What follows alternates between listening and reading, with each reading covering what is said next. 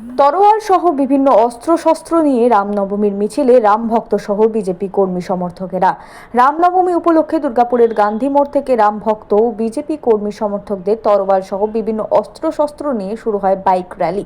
এদিন দুর্গাপুর পশ্চিমের বিজেপি বিধায়ক লক্ষণ চন্দ্র ঘোড়ই হুঁশিয়ারি দিয়ে বলেন, এই মিছিল আটকানোর চেষ্টা করলে পরিণতি ভালো হবে না। আজকে সারা বাংলার হিন্দু সমাজ, যুব সমাজ রাস্তায় নেমেছে।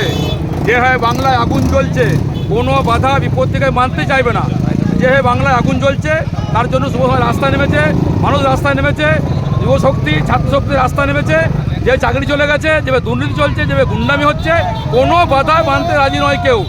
এই পুলিশের দ্বারা চেষ্টা করছে, হাইকোর্টের রায় নিয়ে আমরা মিছিল করছি, পুলিশকে চেষ্টা করছে আটকাবার। আজকে মা রাখতে পারবে না। এই কারণেই বাংলায় যে পরিস্থিতি আছে, সেই পরিস্থিতির দায় তৃণমূল কংগ্রেসের।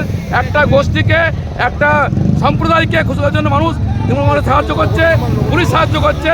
কোনো অবস্থাতেই আজকে কোনো বাধা মানা দরকার নেই। আমরা শান্তিপূর্ণভাবে মিছিল করবো।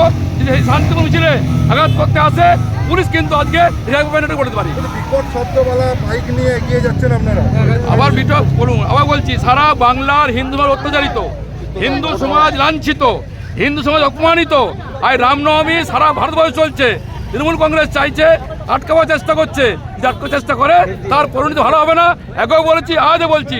কারণ সাধারণ মানুষ, যুব সমাজ, ছাত্র সমাজ, শ্রমিক, কৃষক সমস্ত মানুষ রাস্তায় নেমেছেন। এই বাধা কোনো বিষয়কেই আটকাতে পারবে না। পাশাপাশি এদিন উখড়াতে আয়োজিত হয় রামনবমীর বর্ণাঢ্য শোভাযাত্রা। এদিনের এই মিছিলে অংশগ্রহণ করে কয়েকশো বিজেপি কর্মী সমর্থক সহ রামভক্তরা। সনাতন গড়াই ও প্রলয় বন্দ্যোপাধ্যায়, 99 নিউজ বাংলা, দুর্গাপুর, উখড়া।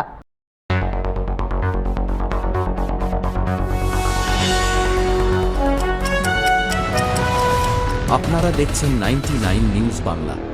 বদলাবো আমরা।